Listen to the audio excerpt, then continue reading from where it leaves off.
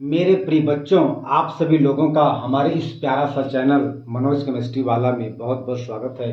आज हम लोग प्रश्नावली 1.5 का इस वीडियो में चौथा और पांचवा सवाल बहुत ही सुंदर ढंग से सॉल्व करेंगे, हल करेंगे। तो आइए देखा जाए। जैसे यहाँ पे चौथा सवाल है, कह रहा है कि संख्या रेखा पर करड़ी में 9.3 को निरूपित कीजिए। हमें जो है संख्या रेखा पर अंडर रूट 9.3 यानी कि करड़ी में 9.3 को शो करना है, दिखाना है। तो इसके लिए हम लोग जो है यहां पर स्केल का प्रयोग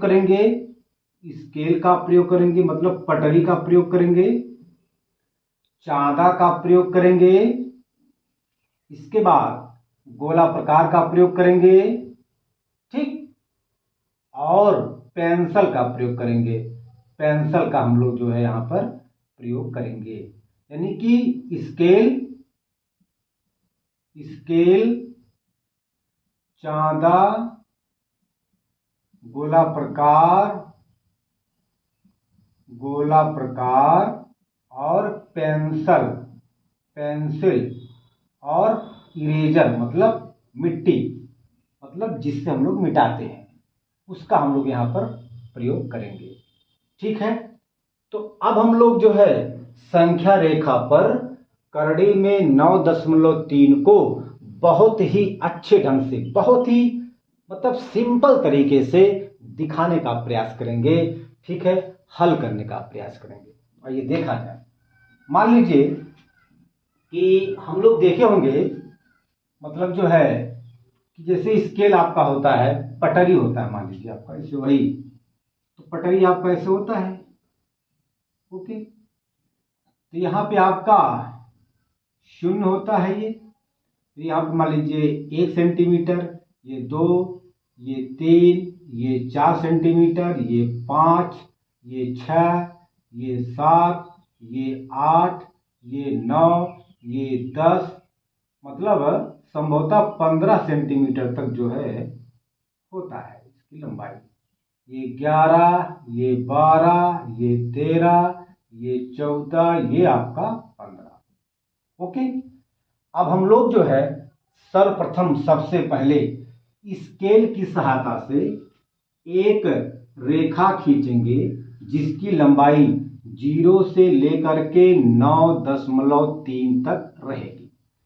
ठीक, तो अब हम लोग जो है स्केल से 0 से लेकर के, मतलब 0 से लेकर के, देखिए 0, ये 0 से लेकर के 9.3, यहां तक तो 9 है, 3 खाना और ये आपका हो जाएगा 9.3, मतलब 0 से 9.3 तक हम लोग एक रेखाखंड AB खींचेंगे। हम मान लेते हैं कि यह AB एक रेखाखंड है जिसकी लंबाई 9.3 है, यहां तक 9.3 है। ओके, अच्छा, अब संख्या रेखा पर ऐसे सवालों को शो करने के लिए, दिखाने के लिए हम लोग 1 सेंटीमीटर और रेखा आगे बढ़ाते हैं। चूंकि यहां तक A से B तक की लंबाई 9.3 सेंटीमीटर है, अरे भैया 9.3 सेंटीमीटर यहां तक है। ठीक, तो ऐसे संख्याओं को, ठीक है, संख्या रेखा पर निरूपित करने के लिए हम लोग 1 सेंटीमीटर और बढ़ाते हैं। तो हमने क्या किया कि 1 सेंटीमीटर और बढ़ा लिया, ये C तक हमने बढ़ा दिया, कोई दिक्कत? चल, अर्थात ये आपका 1 सेंटीमीटर है। ठीक, अच्छा, अब हम लोग जो है रेखाखंड AC का, मतलब रेखाखंड AC को समद्विभाजित करेंगे, अर्थात रेखाखंड AC, ये AC को 2 बराबर भागों में बांटेंगे।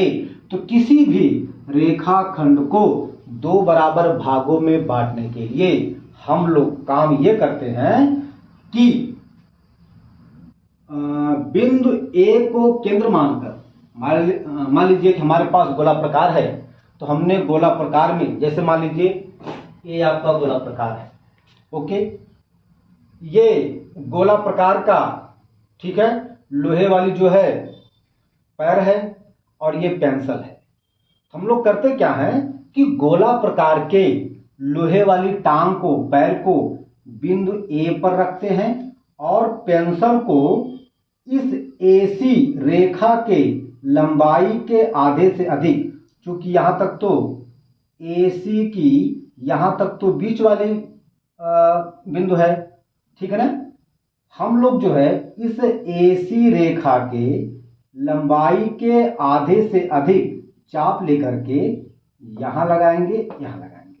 मेरा कहने का मतलब हुआ कि जो है बिंदु ए को केंद्र मानकर रेखाखंड एसी के लंबाई के आधे से अधिक चाप लेकर के रेखाखंड एसी के दोनों तरफ अर्थात ऊपर और नीचे चाप लगाएंगे, ओके, ठीक। फिर उसी चाप से हम लोग फिर बिंदु सी को केंद्र मान करके रेखाखंड एसी के दोनों तरफ ऊपर और नीचे चाप लगाएंगे। भैया हमारी बात समझिए, किसी भी रेखाखंड को दो बराबर भागों में बांटने के लिए हम लोग काम ये करते हैं कि गोला प्रकार लेते हैं, गोला प्रकार में पेंसिल डालते हैं और गोला प्रकार के लोहे वाली पैर को बिंदु ए पर रखते हैं। रखने के बाद फिर पेंसिल जो है, पेंसिल वाले को हम लोग आगे बढ़ाते हैं और इसके बाद रेखाखंड एसी के लंबाई के आधे से अधिक, यहां तक तो आधी लंबाई है, रेखाखंड एसी के यहां तक तो आधी लंबाई है, लेकिन आधे लंबाई से थोड़ा ज्यादा लंबाई का चाप लेकर के हम लोग रेखाखंड एसी के दोनों तरफ अर्थात ऊपर और नीचे चाप लगाएंगे। तो चलिए भैया, हमने जो है रेखाखंड एसी के लंबाई के आधे से अधिक लंबाई को लेकर के इस रेखाखंड एसी के दोनों तरफ इधर और इधर चाप लगाते हैं। मान लीजिए कि हमारा चाप ऐसे लग गया, एक मिनट, ऐसे लग गया, इसको मिटा दो भैया, चलिए, और ऐसे लग गया, ठीक है, ठीक, अच्छा।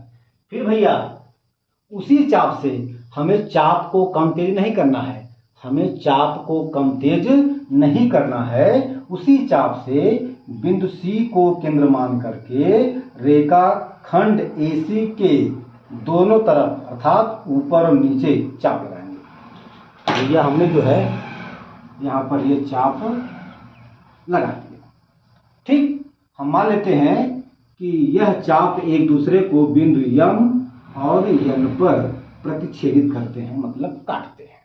चलिए, अब हम लोग जो है स्केल की सहायता से इस चाप यम और यन को आपस में मिलाएंगे। भैया मिला दीजिए, ये हमने मिला दिया, कोई दिक्कत? अच्छा, ये यमयन रेखा एसी को जिस बिंदु पर काटता है वही बिंदु एसी रेखा का, एसी रेखाखंड का ठीक बीच वाला बिंदु होता है, अर्थात यह वो बिंदु जो है रेखाखंड एसी का ठीक बीच वाला बिंदु हो गया।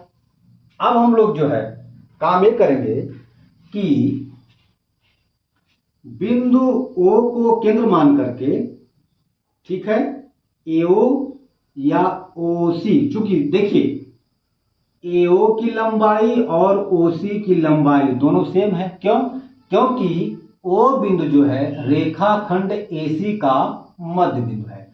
जब ओ बिंदु रेखाखंड एसी का मध्य बिंदु है, इसका मतलब यह हुआ कि जो लंबाई एओ की होगी वही लंबाई ओसी की होगी। अब हम लोग जो है ये चाहते हैं कि जो है ओ को केंद्र मान करके, ठीक, चाप एओ के बराबर लेकर के हम लोग एक अर्धवृत्त खींचेंगे। हमने एक अर्धवृत्त खींच दिया, ओके। अच्छा, इसके बाद अब हम लोग जो है बिंदु बी पर चांदा की सहायता से 90 अंश का कोण बनाएंगे। ठीक है, तो हम लोग जो है बिंदु बी पर 90 अंश का कोण बनाते हुए ये एक रेखा खींचा। जो ये रेखा इस अर्धवृत्त को हम मान लेते हैं कि पी बिंदु पर काट रहा है। ठीक, यही पीबी की लंबाई जो है 9.3 हो जाएगा। ठीक है, मतलब करड़ी में 9.3 हो जाएगा। यही पीबी की लंबाई करड़ी में 9.3 हो जाएगा। चलिए, अब जो है हम लोग जो है ओपी को मिलाते हैं। ओपी को मिलाते हैं, चूंकि हमें यही पीबी की लंबाई अर्थात हमें करड़ी में 9.3 को इस संख्या रेखा पर दर्शाना है, इस पर नहीं, इस पर दर्शाना है। तो करड़ी में 9.3 को इस रेखा संख्या रेखा पर दर्शाने के लिए हम लोग जो है काम ये करते हैं कि पीबी के बराबर चाप लेकर के, पीबी के बराबर चाप लेकर के, देखिए हम लोग यहां से चाप लेंगे। ठीक है, ये हम लोग यहां से पीबी के बराबर चाप लेकर के एक चाप ऐसे लगाएंगे। ठीक, आपका हो जाएगा, ये ऐसे आ जाएगा ऐसे। फिर हम लोग इस रेखाखंड को आगे तक बढ़ाएंगे। हम मान लेते हैं कि यह जा करके इसको डी बिंदु पर काटता है। ठीक है, ठीक, यही डी बिंदु करड़ी में 9.3 को शो कर रहा है। मेरी बात आई समझ में? यही डी बिंदु करड़ी में यानी कि अंडर रूट 9.3 को शो कर रहा है। यही हमें शो करना था। आइए इस बात को हम लोग सिद्ध करते हैं कि क्या वास्तव में यह बिंदु करड़ी में 9.3 है। तो इस डी बिंदु को करड़ी में 9.3 सिद्ध करने के लिए हम लोग जानते हैं कि पीबी की लंबाई क्या है, करड़ी में 9.3। ठीक है ना, तो इसे हम लोग सिद्ध करने के लिए यानी कि इसकी पीबी की लंबाई करड़ी में 9.3 को सिद्ध करने के लिए या डी बिंदु को करड़ी में 9.3 को प्रूव करने के लिए हम लोग यहाँ पर, ठीक है, एक सिद्धांत लिखेंगे, चलेंगे और हम लोग सिद्ध करेंगे कि पीबी की लंबाई जो है करड़ी में 9.3 है। आइए हम लोग इस बात को सिद्ध करते हैं। हालांकि ये सिद्ध करने की बात आपसे परीक्षा में नहीं पूछा जाएगा, केवल और केवल आपसे इतना ही करने के लिए परीक्षा में पूछा जाएगा। अगर परीक्षा में पूछा जाता है तो इतना ही पर्याप्त है। लेकिन मान के चलिए हमारे अंदर ये इच्छा है कि हम सिद्ध कर दें कि इस पीबी की लंबाई करड़ी में 9.3 है। चलिए भैया सिद्ध करेंगे हम लोग। तो भैया अब हम लोग इसको सिद्ध करेंगे, तो चलिए भैया सिद्ध किया जाए। देखिए हमने शुरू में यह माना था कि AB की लंबाई 9.3 है। हमने प्रारंभ में AB की लंबाई 9.3 हमने खींचा था। तो AB की लंबाई हो गया 9.3। अच्छा, फिर हमने आपसे बताया था कि B से हम 1 सेंटीमीटर और रेखा आगे हमने बढ़ाया था। हमने B बिंदु से 1 सेंटीमीटर रेखा और आगे तक हमने खींचा था, अर्थात BC की लंबाई यहाँ पर जो है वह 1 सेंटीमीटर हमने और खींचा था। ठीक, अच्छा, अब जो है अब OC की लंबाई क्या हो जाएगी, चूंकि OB, देखिए AB की लंबाई 9.3 है। ठीक है, AB की लंबाई 9.3 है, तो AC की लंबाई क्या होगी, हम लोग 9.3 में 1 सेंटीमीटर को जोड़ देंगे। तो चलिए भैया आपका हो जाएगा AC बराबर आपका हो जाएगा 9.3 प्लस 1.0 सेंटीमीटर, आपका हो जाएगा 10.3 सेंटीमीटर। यानी कि AC की लंबाई आ गई 10.3 सेंटीमीटर और AO बराबर OC। तो अब हम लोग जो है जब AO का मान निकालेंगे, देखिए, या OC का मान निकालेंगे, OC का हम लोग जब मान निकालेंगे तो OC बराबर हो जाएगा इसका आधा। अरे भाई, AC की लंबाई क्या आया है? 10.3 सेंटीमीटर। और O बिंदु जो है AC का ठीक बीच वाला बिंदु है, अर्थात OC बराबर OA।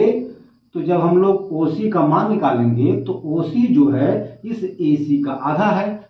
अब हम लोग जब इसका आधा करेंगे, किसका? 10.3 सेंटीमीटर का, तो हमें OC की लंबाई मिल जाएगी। तो OC बराबर आपको हो जाएगा 10.3/2 करेंगे, भाग देंगे यहाँ पर, 2 बच्चे 10। ओके, और 2 1 कम 2, फिर 2 बच्चे 10, छोड़िए, आपका OC का मान आ गया 5.15। अब हम मान लेते हैं यहां पर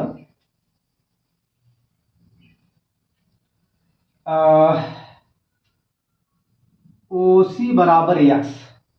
हम यहां पे मान लेते हैं कि OC बराबर x, माना OC बराबर x। देखिए, हमें जो है इस PB की लंबाई करड़ी में 9.3 को सिद्ध करना है। अब हम मानेंगे, माना OC की लंबाई जो है, OC की लंबाई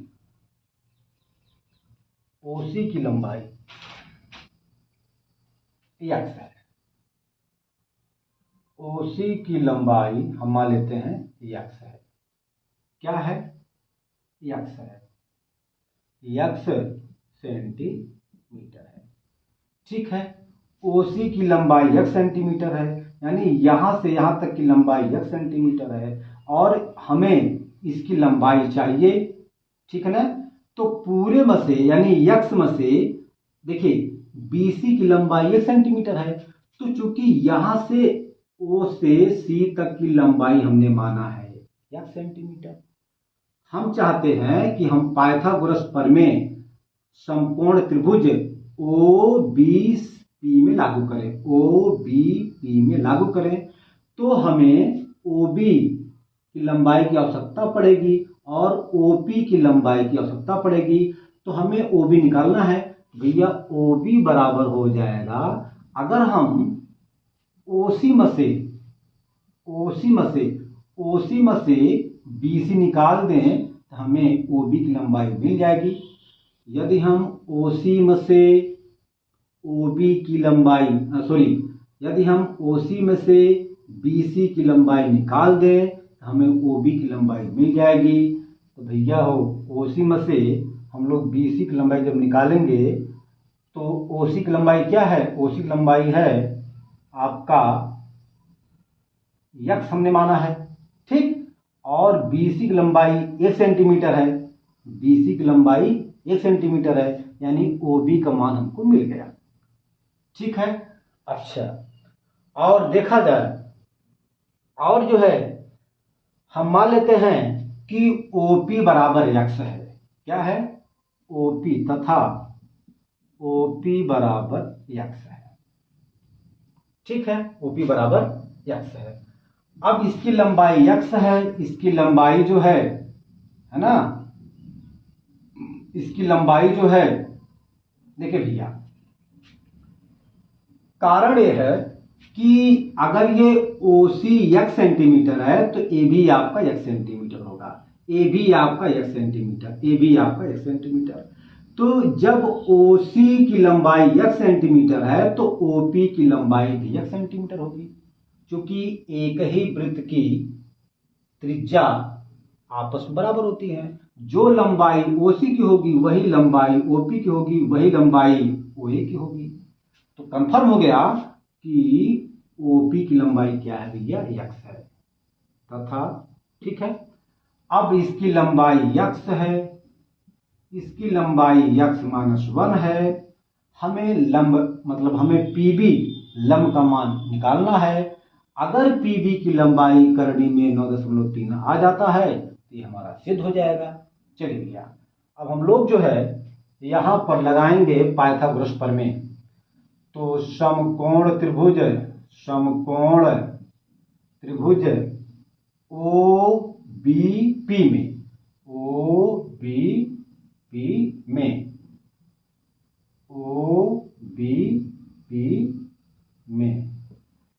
भैया ये चूंकि ये 90 अंश का कोण है, इसलिए ओ बी सी जो ओ बी पी यह समकोण त्रिभुज है। तो ये आपका हो जाएगा कर्ण, ये आपका हो जाएगा आधार, ये आपका लंब है। हम लोग जानते हैं कर्ण पर बना वर्ग यानी कर्ण का वर्ग बराबर होता है लंब का वर्ग और प्लस आधार का वर्ग, ये हम लोग जानते हैं, ये पाइथागोरस प्रमेय है। ओके भैया, चल हमें लंब का मान प्राप्त करना है।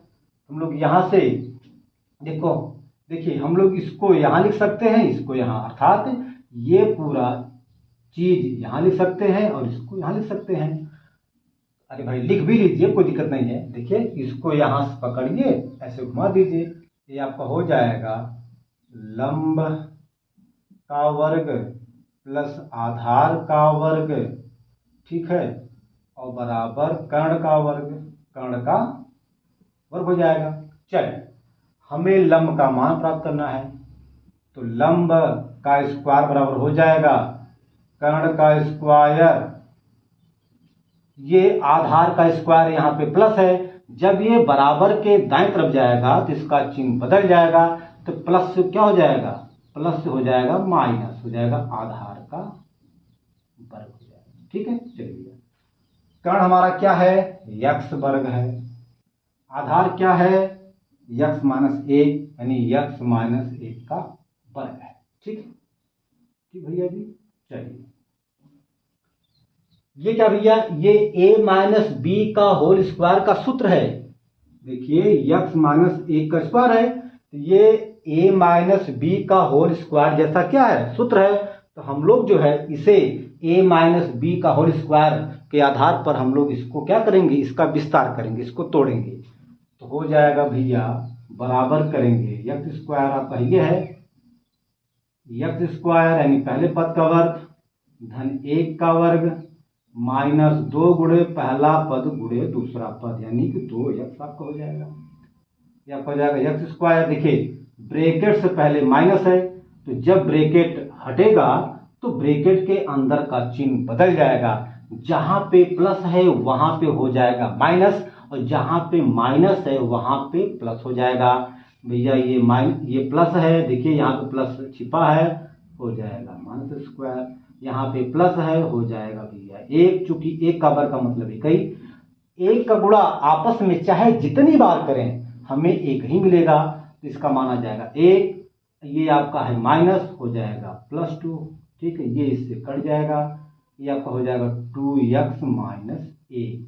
ओके, चलिए अब देखिए ये आपका, देखिए हम अब इसको यहां पे सॉल्व करेंगे, हम लोग इसको जो है यहां सॉल्व करेंगे। तो आपका ये लंब है ना, लंब का वर्ग बराबर आ गया 2x माइनस 1, तो लंब भैया चूंकि इसको मिटा दें, अब इसको मिटा दे भैया, क्योंकि हमारे पास जगह नहीं है, चलिए मिटा देते हैं। अच्छा आपका ये आ गया लंब, यानी कि लंब का वर्ग बराबर आ गया 2x माइनस 1, 2x माइनस 1 आपका आ गया।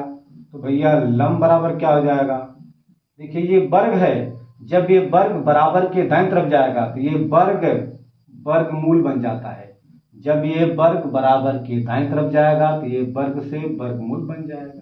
चलिए भैया, चलिए 2। अच्छा यक्स का मान क्या था भैया, यक्स का मान आया था 5.15, ठीक है। अब हम लोग इस यक्स के मान को यहाँ पे रखेंगे भैया 5.51, अरे 1.5 और माइनस आपको 1 हो जाएगा, गुणा करिए भैया, 2 पच्चे 10, 2 एक कम 2 1 3 और 2 पच्चे 10, ये आपका -1 हो जाएगा। यानी कि करड़ी में 10.3 माइनस 1 आपका आ जाएगा करड़ी में 9.3। यही आपका प्रूफ हो गया PROVED। ठीक है, अर्थात PB की लंबाई क्या है, करड़ी में 9.3, और ये बिंदु जो है भैया, ये लंबाई आपस में बराबर होगा। क्यों? क्योंकि हमने BP चाप के बराबर ही ये हमने चाप खींचा है, तो जो लंबाई BD की होगी वही लंबाई जो है BP की है, अर्थात D पॉइंट ही √9.3 को शो कर रहा है। ठीक है, ये आपका सिद्ध हो गया भैया। तो मैं समझता हूं कि यह सवाल विथ प्रूफ के साथ आपको बहुत अच्छे से समझ में आ गया होगा। तो ठीक है, आज हम अपने वीडियो का यहीं पे अंत करते हैं। अब हम अगले वीडियो में लास्ट सवाल जो इस चैप्टर का बचा है, इस प्रश्नावली का बचा है, उसको हम सॉल्व करेंगे। धन्यवाद।